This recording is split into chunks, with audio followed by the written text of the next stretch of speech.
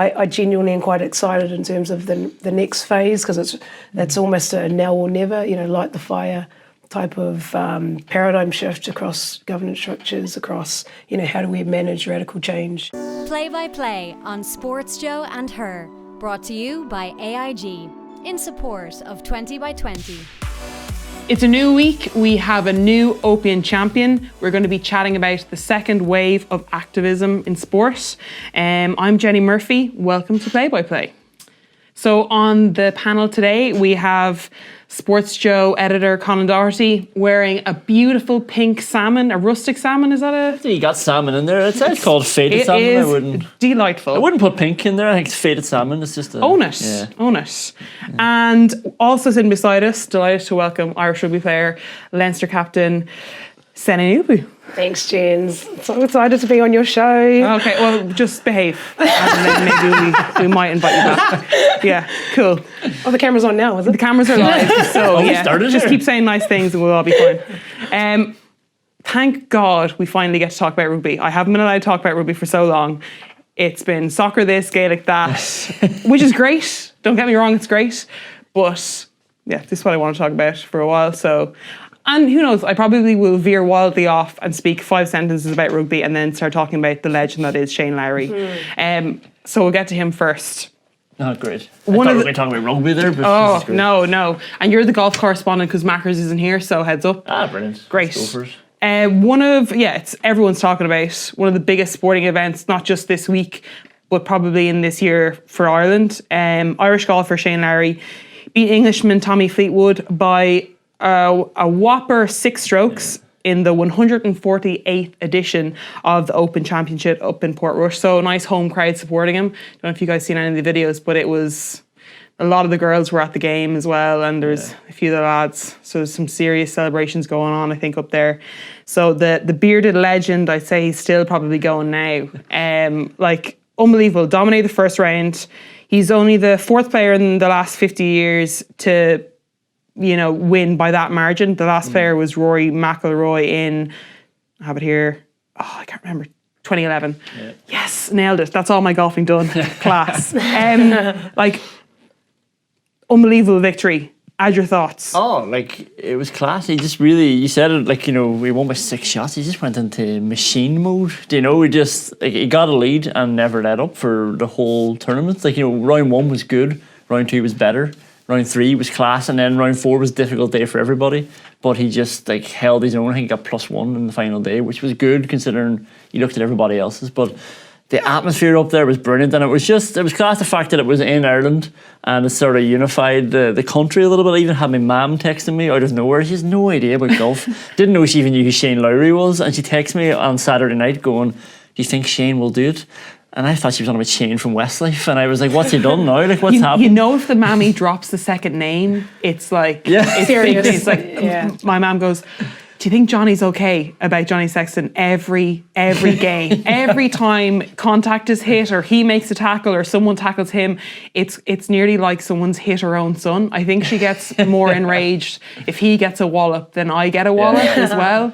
So when you're just down to first name basis with Irish mammies, that's She texted me Sunday night just saying, "Cool as a cucumber."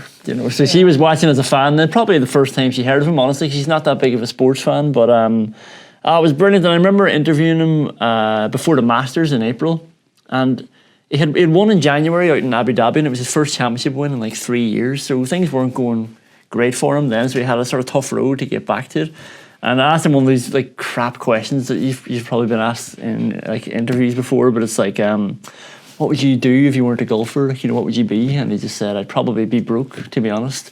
And then you consider he won the Open and he won 1.7 million just in one tournament for that, and this guy's in a different stratosphere now. He's gone up to what number is he in the world? He's gone up to 17th ranked in the world from 75th. So his whole career has changed now, and he'll get invited to the Open Championship until he's 60. Automatically gets a place there to compete for it now.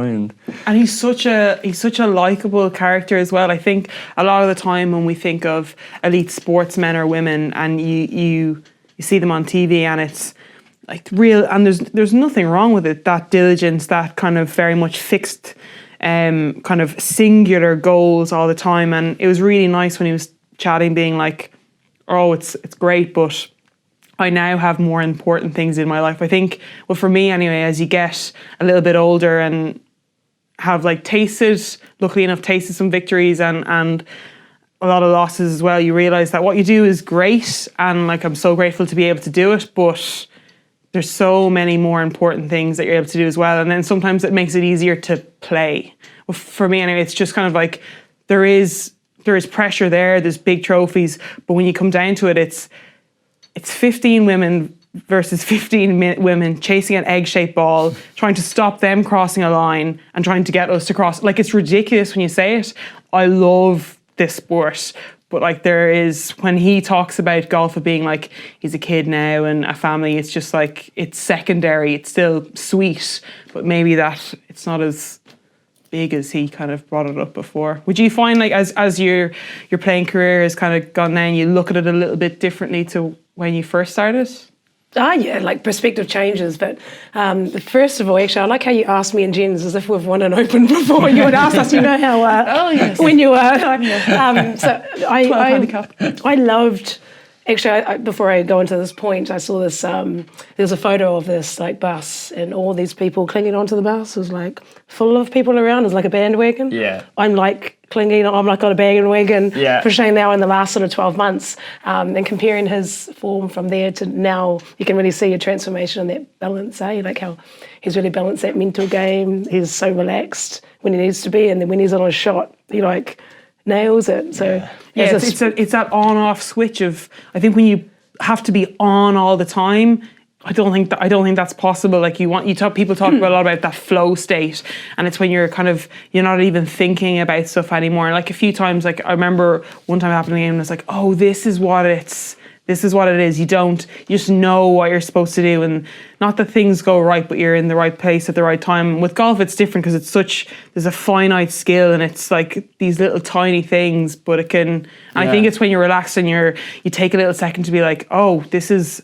really cool. I'm playing against France on Ireland soil, and I'm wearing an Ireland jersey. This is class. But it's for like half a second, and you're like, okay, like do my job. So it sounds like I'm having this big inner reflection monologue going on, but it's just like, oh, and sometimes we don't take the time to like, oh, I'm really lucky to be where I am, and then you just snap back into it. But I find myself anyway that hopefully when I'm back playing, that like you take those little moments and you're like, this is a sweet moment, remember it, and then you move on. Yeah. So I think early, I probably didn't do that. I was chasing the next thing, and like once it's done, like next one, and now I'm like, I'm still chasing that next one, but also like savor that little split second at the moment. But like you talking about flow state there, I was almost like getting goosebumps, because the thing like I love most about sport is, see when you're watching somebody play and you can tell that they're just in a different sort of stratosphere. They're like,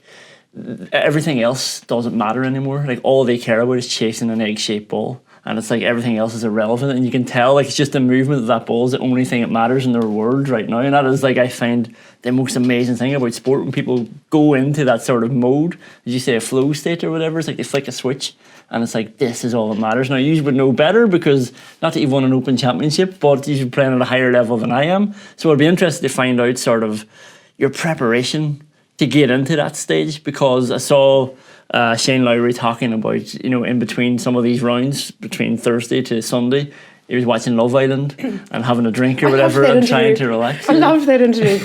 It's actually partly why, especially this last week, and to be honest, I had not even watched Love Island. I was refusing to watch it until bloody Greg made the show. I was like, I am watching this. And I was like, George, we're watching this. My husband at home. But yeah, no, I've actually like, it's funny how culturally, behaviourally we change towards just some really sort of, I think that bringing in sports and social impact, what's happening now in the last week in particular, is something that I just find really exciting to watch. And I thought that was funny. I think it contributes in terms of him, Shane Lowry, being such a balanced and genuine person. It's very, I suppose, from someone who's not born in Ireland, it's something that I feel proud to everyone back in New Zealand, this is Irish, this is how amazing they are. Here's an example, there's another example, there's so many examples.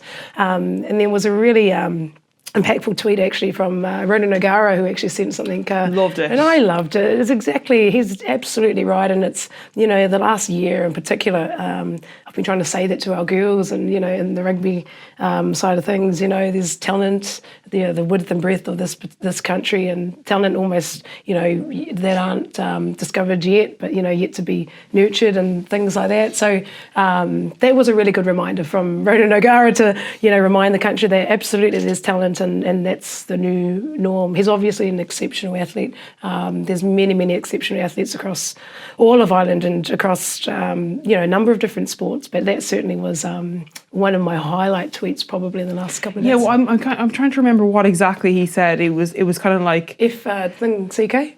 Yeah. So I can say it to Rory Sennett. It was like, fuck that. It was about that small, talking about Ireland and aren't we so good to be doing so well, like a small island, but he was like, nah, we've got, and it's true, we've got an abundance of talent when it comes to sports people, not just in rugby or in contact and boxing or golfers now, and not just male golfers. You've got Leona Maguire and stuff doing exceptionally well, and hopefully we'll see athletics and stuff. I think again, we kind of touch on it a little bit on this program, but when you're given really good support and proper investment, you're going to see something blossom out of the end of it. And Shane Lowry, it's just another, and it's great because he's a character. He's not just a golfer, a very singular, he's very good at this thing. I think it's always, it's a compliment for me. I'm I love to watch him play golf, and it's brilliant to watch someone exceptional do their thing, but you're also I would happily go for a pint with that man. He seems crack as well, which is, I think that's a really nice balance to have, because a lot of the time you're Tom Brady, legend, whatever. Does he seem like the most banter? Probably, but sometimes he's too cool for school and not embracing who he is. And I don't know, have you seen Shane Lowry's video with his nan? He did a little, oh my God. I spoke about it, I was when you think Shane Lowry is an absolute beaut, then his nan just is sorry Shane, step aside, watch me do my thing, and is now the sweetheart of Ireland, and I want to buy her a brandy. It was brilliant. She was talking about Shane Lowry's granddad, and after he was so proud because Shane won the Mullingar Scratch Open or something like this, and anyway Shane came round to the grandparents' house, and the grandmother was shouting at him saying, bring me in a bucket of turf, and the granddad was you think Tiger Woods brings in buckets of turf for his grandmother? But after he won this Mullingar tournament, she was comparing him to Tiger Woods, so it was really sweet. Yeah, no, hopefully we'll see him again. Well, we're going to be seeing plenty more opens and tournaments, so I'd love to see him get another few bits of silverware on his hands. So we'll be keeping an eye on that. But now, I think that's we've done a decent job with golf. Do you feel like we've covered it? You guys have done a decent job. No, I feel good little snippets. But now we're going to have to get to the Conán. It's all about you. All about me? No, don't worry. No, Sene. It's all about you and your pink shirt. Yeah, no. We're going to be talking. Shirt. So, Sene, firstly, how did you get into rugby? Obviously, New Zealand is has such a rugby culture, but maybe the last couple of years with women's sports, was it always the case? Were you always playing rugby when you were growing up, or did you find yourself kind of falling into it? I was probably a bit similar to you, Jens. I played loads of different sports.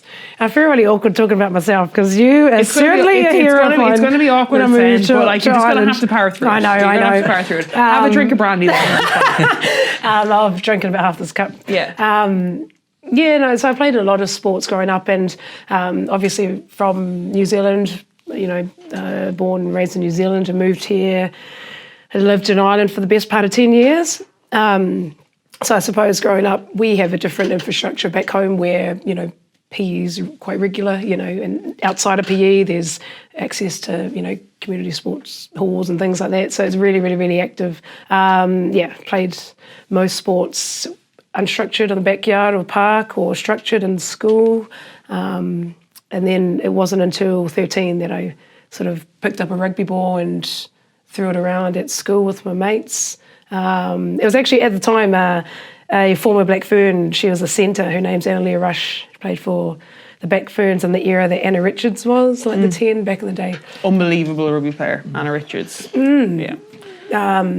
So she was actually doing a teaching placement at my school at the time when I was 13. 13 or 14. And so that's actually one of the reasons why I was like, I want to go to these trainings, because she's coaching it. And then ever since, I've just sort of stuck with it. And were you like, I'm pretty good at this from the get-go? I was terrible. Like, okay, I was just side note. Sen could do something unbelievable on a pitch or in training, and then be like, "Oh no, it was the past." And I was like, "No, you did that thing. Accept it. Accept the compliments, Sen. You too. Accept the compliments." Like the pass was 10 minutes ago. Like, I was like, "Oh, it was that amazing kick." I was like, "That was 5 phases before." And so as you were playing, did you play counties and kind of progress up from there?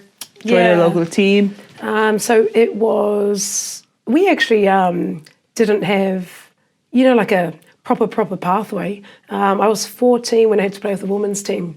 If it was outside school, so like club-wise, it was mainly women that played at the time. So you're playing with women above 20, 30? Yeah, so playing for school and then club was with the women's team.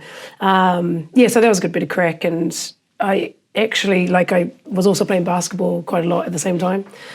So that's our pretty boring story, isn't it? Just like playing, you kind of, because it's not really unusual here when you're like, a 14-year-old is playing senior Gaelic. It is a bit unusual, but it's not a contact sport. But the difference, especially now, the difference between a 14-year-old and a 24-year-old playing rugby, it's that's a chunk. So you'd have to be pretty decent to hold your own in that regard. Oh, I think at the time they were desperate for numbers too, so it was useful. So it was a good bit of crack, Played mixed touch as well with a lot of the adults, and then with our basketball leagues, played with my school and regional and stuff, but then also with adults. So I think growing up, I didn't even realise this until now. Yeah, growing up I'd played a lot of sport, both with my peers, but then also with adults. Yeah, different type of league. Which is. But how did you find that? Was that tough? Did you get a couple of tough knocks or anything in that?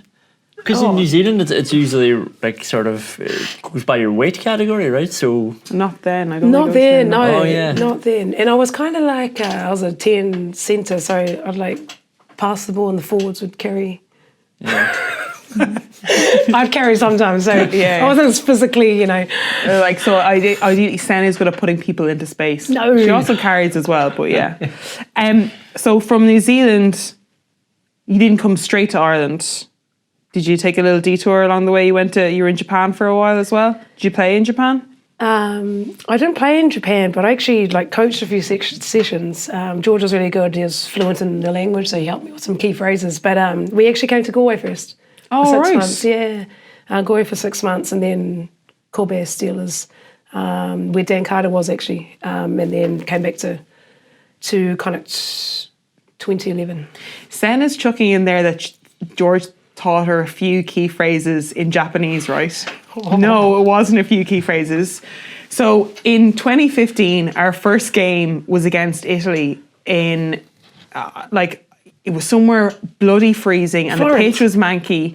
We were playing against Italy, so it's definitely Italy that we were in. And there was the showers were freezing. Ali Miller was doing Ali Miller. There was no space, but Ali takes up so much space anyway, so she gets it. And after the match, so we'd beaten them, and what you do, a lot of the times post-match meal, you'll do your speeches, but it was in this huge, big kind of almost an open tent, but everyone was freezing. It was so cold in jackets, and it was basically an Irish person, Italian. So you get to, it's the only real time that you get to converse and meet with other teammates. It's really, really nice kind of tradition. But none of us spoke Italian, and at our table, none of the Italian girls spoke English. So it was just us kind of waiting awkwardly for food. And then I don't know how it happened. But yeah. Then all you could hear was, you could see Sene kind of nodding or whatever. And we were like, oh, Sene speaks a little bit of Italian. And then as he leaned in, I was like, that's not Italian at all. Sene somehow figured out that, I think as the Italian captain or something at the time, lived in Japan. So they both were speaking Japanese to each other. So they were speaking Japanese while the rest of us were like, oh, we've done nothing with our lives. Like, what have we, like, and then Sene just like, throwing a few phrases that George taught her. No, she's having a full-blown conversation. So then Sene was translating from Japanese to English for us, and this Italian girl was translating from Japanese to Italian, and that's how we had a little conversation. It was very cool. That's amazing. Yeah. You know, I remember that game. Jenny was outstanding that game. We won it. I remember coming on for Miller, actually. She had a bit of a ankle thing. So that was my cap. My first game. Yeah. She has such good memory. Yeah, Jenny was class. That particular match. Jenny? If you are going to go to Japan, though, there's a key phrase that you can say. You just got to be careful to not be too good at it because it'll backfire. And it's "Chotto dake nihongo wakarimasu." Chotto dake nihongo wakarimasu. It means I only know a little bit of Japanese, so then they know not to speak it back to you. But if you say it so well, they think that you actually can. That sounds like you said it pretty well. Said it very well there. Yeah, but it was good. It was good. A good experience living in Japan, actually. Whereabouts in Japan is the Steelers based? Kobe. Kobe, nice. Yeah. Okay, but obviously Galway and Dublin is preference choice at the moment. The places to be. The places to be. So I'm trying to. There's like so much stuff like in terms of rugby, but like we said about Shane Lowry before, he's so much more than a golfer. He's a character. You've used your platform a lot, not just for promoting women in sports, but you took last year you took a position and spoke about something that I imagine was really difficult. Your struggles with anorexia, and you were so open about it. And like a lot of us, their teammates, we didn't really know how hard, or like was there a decision that you're like, okay, I'm going to speak about this. I can use where I am as a role model for good. Did that take time to make that decision to come out? Because I can't put myself in that position, but like that's huge, doing something like that. Yeah. Oh, thanks, James. Certainly it was sort of, it took a bit of time to I suppose muster up a bit of, courage in some ways. Yeah. To share that story, and I'd mentioned as well in other interviews, certainly it's not about, me having a platform. It's not about that. It's not about me, but it was more, in this day and age, really important for young girls to be aware of, and even parents as well to be aware of, some potential side effects of, the social impact that, body image can have on girls these days, and their, I suppose, their decision to get into sport or stay in sport. So I've been doing a lot of work in terms of sport development side of things, and certainly that was one aspect that I just wanted to help out and contribute in that side. So that was and like it seems from an outsider looking in that the reaction was really positive. Because thinking back, I can't think of other female athletes in this country, and I could be wrong, that have spoke about that and basically put it out to the public like this is a thing, and it wasn't. You're just very open about it. Do you feel that the reaction that you got was a good one? To be honest, for me, if it helped one person, one girl, female or male, or parent who has a child, going through those sorts of struggles, and it served its purpose. But in terms of the reaction, it wasn't something that I was sort of looking to get that type of thing. But it was more my intention of helping where I could, and regardless of how people reacted, it was what it is. And in terms of afterwards, even some parents had been in contact, so it was really Yeah, it was interesting to be able to be in a position where we can help, guide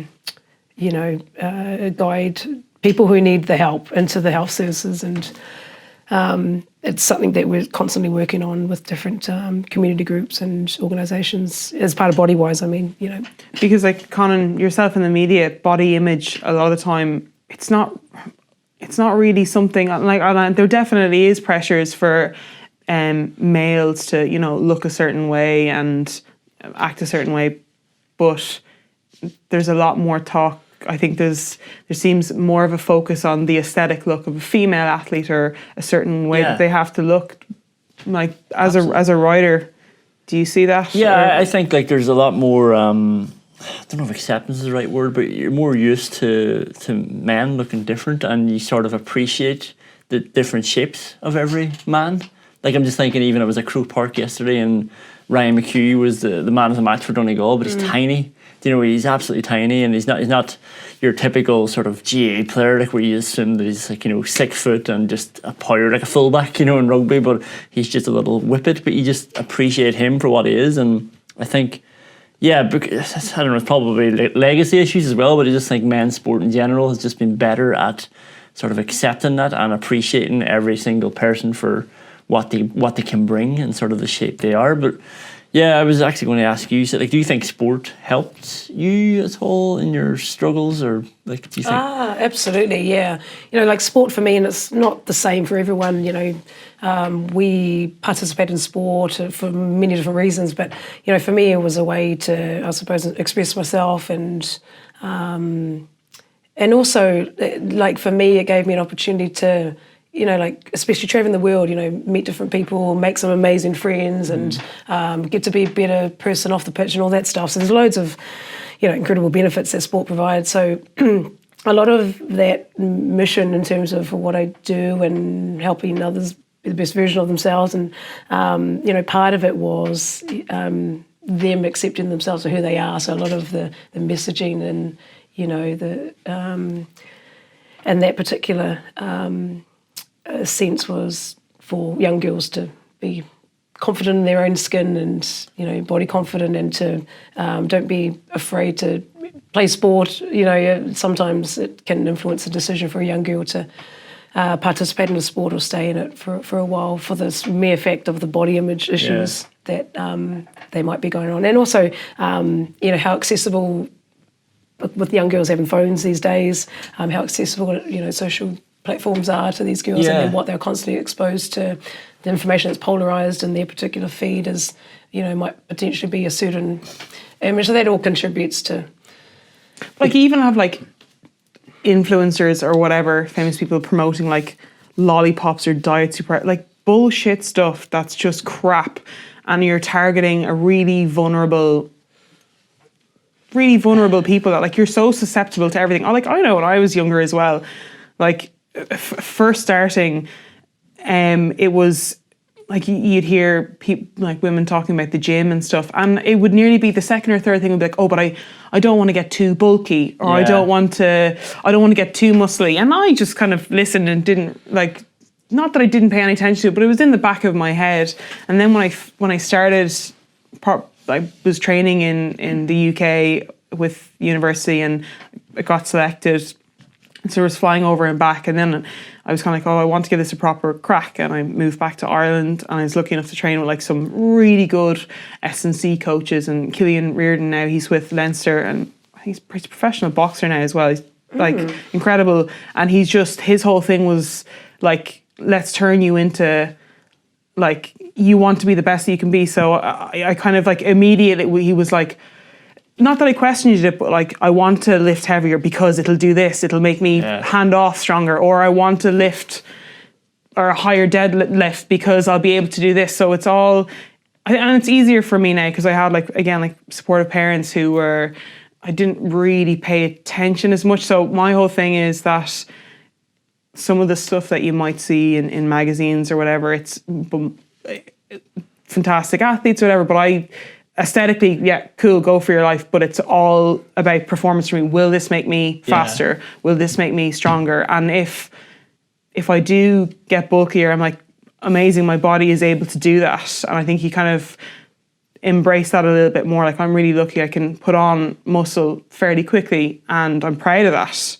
And I'm proud of when my body is not falling apart, what it's able to do. So I think, and as well as that with rugby, there's women on the team that are able to like bench press me, wouldn't be able to do that. And they're all different shapes and sizes, and they're all like, one is a powerhouse and like massively able to like, you know, do handoffs and would keep on going. There's different types of fitness, there's different types of power, there's different like speed, and there's something in it for everybody. And I think that's one of the reasons why I like particularly love this sport, because you can excel in it in a number of positions without maybe being the fastest in the world, or, you know, you can be maybe not the best athlete, but if you're intelligent and smart and diligent and work hard, you can get so far in this sport. Yeah. And like, that's why it's easier being a man though, right? You know, because the byproduct of, say, me or, you know, anybody like pumping weights and bulking up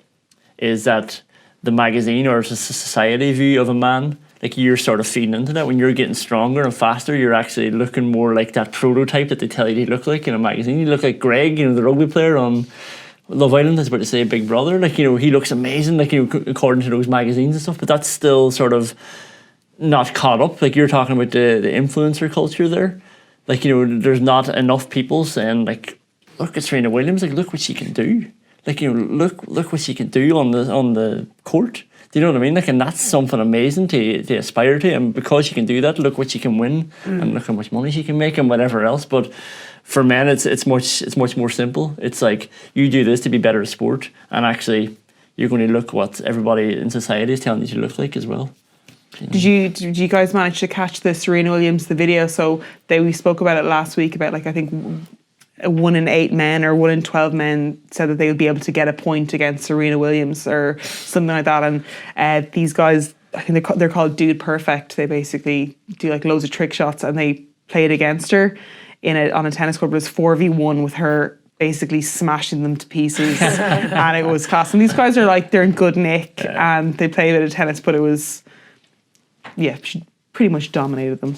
And I'm kind of moving on from there a little bit with Serena Williams, and like sticking with female tennis players, and one of the most successful in the past 50 years, Billie Jean King. She spoke about, so the Telegraph were actually doing this really cool thing. It's all a big focus on women in sport, and they're like picking netballers and just a whole host of female cricketers, with a focus on them doing articles. But this week, Billie Jean King spoke about the second wave of activism.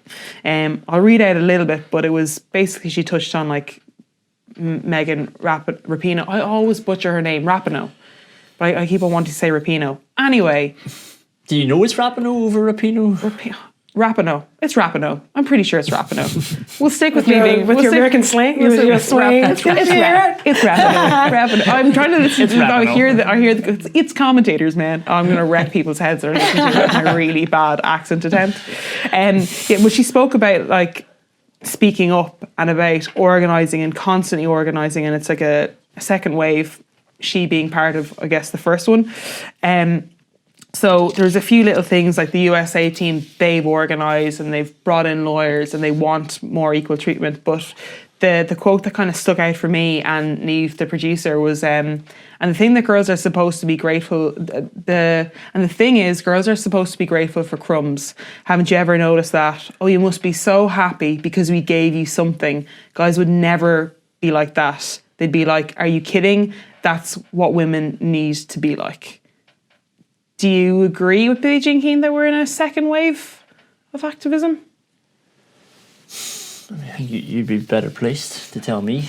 Like, I think there's definitely a lot more social commentary, but I think there's still a very long way to go, right? I mean, even Jenny, like, I hate when people always say we were talking beforehand, but no, we were talking beforehand, and you were saying something like you don't even care about nice hotels and stuff like that. You're looking for, like, you know, when you're talking about improvements in the women's game, you talk about training and stuff, or you're willing to give away something, you know, whereas, say, like, you know, professional male athletes get everything, but you're willing to just give up something else. So I don't know, like, the conversation has started. I don't know how big the wave is. I think, like, we to a certain we get there is. We have to pick our battles, I guess, in order to win the war, which is, when you think about it now, it is frustrating, but, you talk about the greater good and what it means, but player pathways, is there a player pathway in Ireland for women in this country? I'm not really sure. We're the only women's team in the Six Nations that doesn't have an under-20s team, which is, so that's tough. You're asking players, young players, to come in and just suddenly make that big leap, which is hard enough. I know, why did it in 2012, but where the game was in 2012 is not where it is now. We're now playing against professional athletes. And you can tell, you look at England and they're training every day of the week, twice a week, and they don't need to worry about their finances or doing their 9 to 5 or, can I pay rent? It's how can I be the best rugby player that we can be? And for us, we have to fit it in, which is, it was grand, but I'm kind of sick of now appeasing and being it's fine. Let's just grit our teeth and push through it. I don't know. I think I think I agree with Billie Jean. It's more people are starting to actually, is that fair? I think more people, yeah. Yeah, I with regards to, say, specifically USA, I think it's, absolutely a country where, yourself, actually, in the school system, they have a Federal 9 law where it's 50-50 compulsory participation in sports through schools and third level. So naturally, 50% naturally, it's going to grow that way in terms of beyond when students or athletes within that particular scholarship realm leave. So, for me personally, the way that that's structured in the system, the systemic sort of consequences of that was inevitably going to be the fact that players now will then need to, and like much ourselves in terms of, gender equality and those sorts of things. So I know that there were talks about, people might have not been, I don't know, some people say they didn't really like the way that Megan Rapinoe came out. Some people say they loved it. I personally, I think that what she and the team done is absolutely needed. It was needed. It was beyond them. So I think it's a really, really good thing. So yeah, definitely in terms of that second wave. But at the same time, it's a cultural sort of paradigm shift, not just countries, but within different sports, governing bodies within their own sport, and then. But you as players are afraid that if you do speak out. And it's not one big knit, like with the Irish women's soccer team, it was very much a cohesive group and they stuck together. But you are afraid of the backlash if you do speak out. So I spoke earlier in previous episodes about Ruth O'Reilly during the World Cup spoke out, and it was a really brave thing to do. She spoke about, stuff going on in the background and all these kind of swirling issues. And then you've got, case in point this week, the Argentina, the women's soccer team. So they punched well above their weight during the World Cup. They had a disappointing for Scotland, but they had a seriously good comeback against Scotland to get to the knockout stages. Then afterwards, their coach or their captain, it begins with B, Bernini or something, Borino. She basically spoke about the lack of organisation and efficacy within team management. So poor structures, silly things like they never had GPS tracking or any kind of monitoring like that throughout their whole training. And a few days before the World Cup started, then they decided to give the players these things, which I know, you're saying, it's great that we got them in the first place, but that doesn't, exactly GPS is not, you don't, it's not, its value is when you're training and building towards something, so you can actually build data. And even the data that they did manage to get through the tournament, their management didn't know how to use the data. Things like team sheets on scraps of paper, random times for team meetings, stuff like that you're you don't, when you're in those big tournaments, you don't need any extra things to worry about. You're quite single-minded and focused about I'm doing this well, and then I'm doing this well, and I'm doing this well, and you go into your bubble and you stay there and you expect things to get done because this is the job that you have to do. So some players stepped out, they complained, they spoke about it. They've got a Conán championship in Peru this week, and I think 7 players, including the captain, were cut because they spoke out. So I think you're afraid of that backlash as well. Yeah. It's kind of it's a balancing act. And it's also... Well, it shouldn't be. You should be able to speak out and be like, this isn't good enough, fix it. Yeah, it's shit that it's on you as players as well, though, to speak out. Like, do you know what I mean? You're just supposed to be playing, but there's always an extra responsibility when you're a female athlete, I think. It's like, you have to be a bigger role model because it's more important, and B, you have to fight to gain more. Like, you have to do it. And, not to put you two on the spot, but, like, I even look at the Irish women's sevens team and what's happened there this year, like, their most important year of their lives, and Anthony Eddy, who's the director of women's rugby in Ireland. I think he's head. The head, yeah, moved from the women's team to the men's team to coach them. After they don't qualify for the Olympics, and it's like, is there long-term planning here, or are none of the women there a bit upset that, he stepped away to focus on the men? Like, what is what's the plan? Like, I don't. Sorry. Yeah, sorry. It's because we're no longer in the sevens team, so we don't. So we don't. Yeah, we'll get kneecapped. Well, what I can say though is that the girls that are on the program,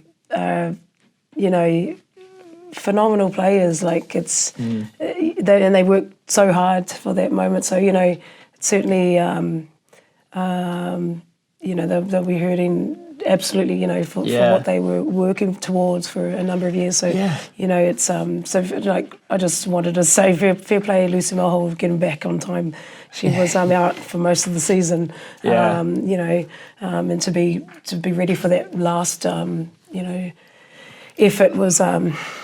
It's hard because we were going for real qualification and that didn't work out. But I think that was might have been an easier pill to swallow because it was the first time we were going. It was the first time sevens were in the Olympics, so it was something we were chasing.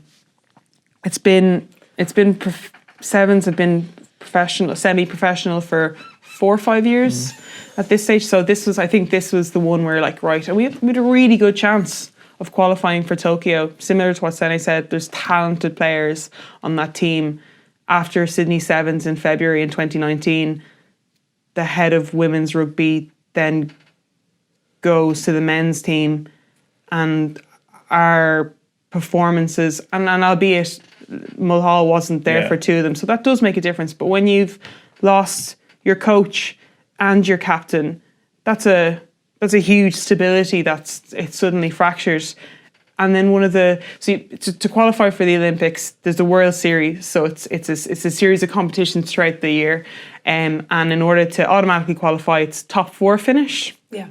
And Ireland didn't do that, but they had put in some good performances. They got one of their best finishes. They got their best finish ever playing sevens. They came 4th, and you're playing against really good teams. It was a great result. And then some poor performances. They came second last, I think, in 2 competitions. It's just your title is head of women's rugby, and you've gone to the men's team. I don't understand that. Yeah, and I'd imagine it would be, if I was a player, that would be something that would piss me off. And to be honest, if it was, say, a company, or it's a conflict of interest as well, sort of. Not that you're at loggerheads with the men's team. You want to do the men because they've been doing unbelievable and they're class, and you want both teams to succeed. But surely, it's in your title, and they've been doing really well. So it's the top 4 qualification, or they finish first in this Euros, and if they don't finish first, but they come in the top 3, they get another chance to qualify. So for this competition in Kazan in Russia, they didn't come first, but we just needed a top 3 finish to get into this next competition, and unfortunately we didn't come in the top 3, so we were completely knocked out.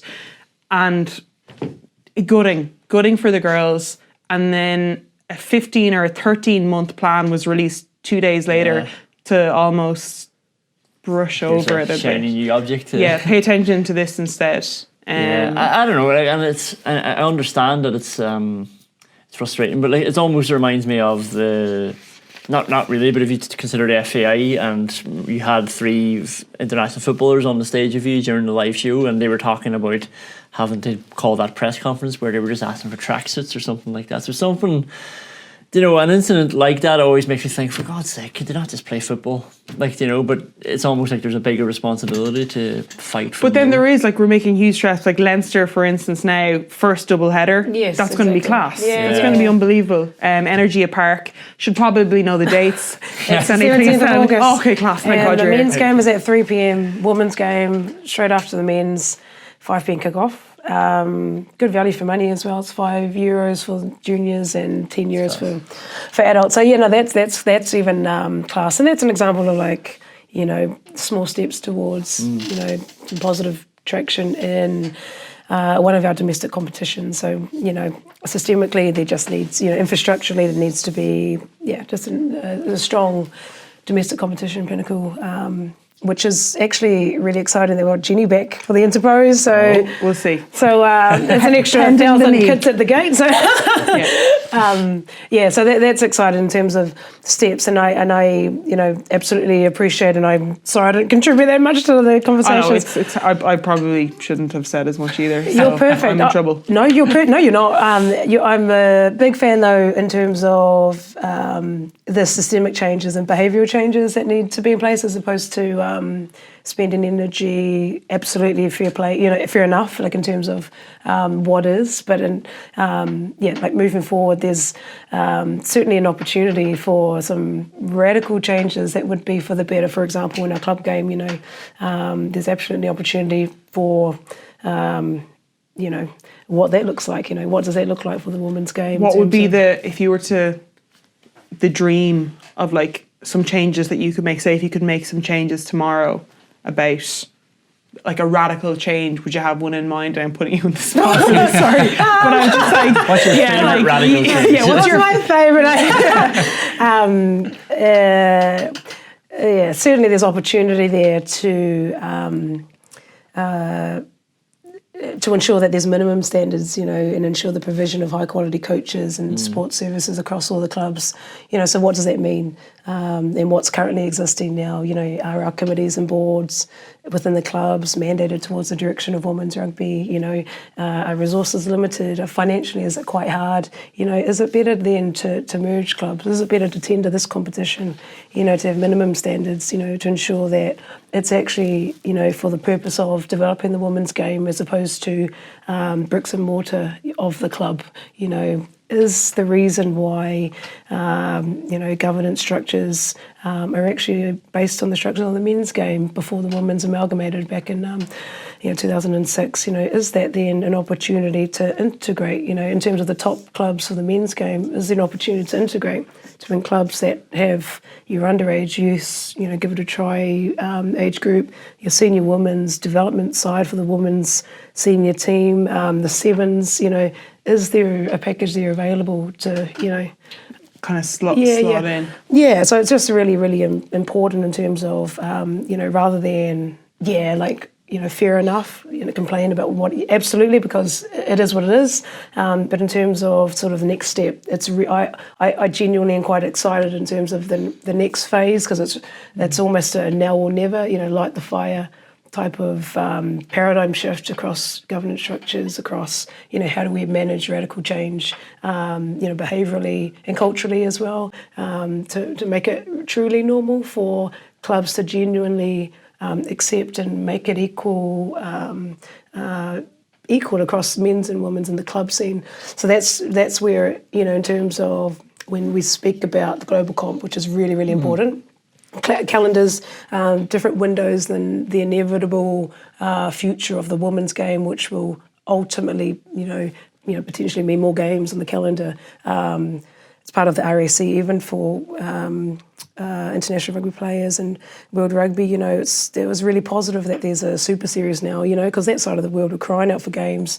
You know, New Zealand were coming into World Cups of bloody two internationals a year. Bloody did all right though, didn't they? Yeah, exactly. But in terms of, like, truly developing this global game and having emerging nations underneath the top sort of nations is really important.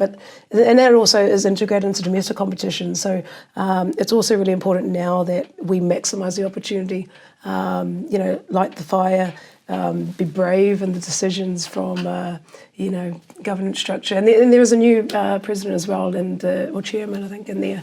Irish Rugby, which is super to see. So there's there's Sunday Wells, opportunity. Yeah, and let's put Sene in charge. No. But and then Colin's in a new role as well. Colin McEntee, who's fantastic. He's done fantastic work in the high performance space and has moved to the rugby development side. Anthony Eddy, who was also doing some really really good work. All of there's only so much that people can do, which brings you back to how do we maximise the human resources we have, but also, ensure that the quality that we have in terms of coaches and mentors across all the provinces, that they're as accessible as they can be. And certainly for me, if I was to change anything, it would be to change the domestic competition, absolutely, and ensure the provision of high quality coaches, recruitment, sort of, participation pathways, development and performance. Because, by the time these girls go into the elite program, what we're really fortunate to be in part of now, you put them up against a Red Rose or a bloody Blackfern, and there's potential mismatches there. So certainly important for us to focus on our domestic competition. So while everyone's talking about everything else, it's a really good opportunity for us to focus on the paradigm shift within the boards, because you can't move forward without having the I suppose the license to do that. And governance is king. It's something that is really really important for women to be involved as well as part of the decision makers. So there's lots of those sorts of things that for me is really really exciting. And you compare. And the only reason I know this is because it was one of my thesis. I did a lot of research, I interviewed...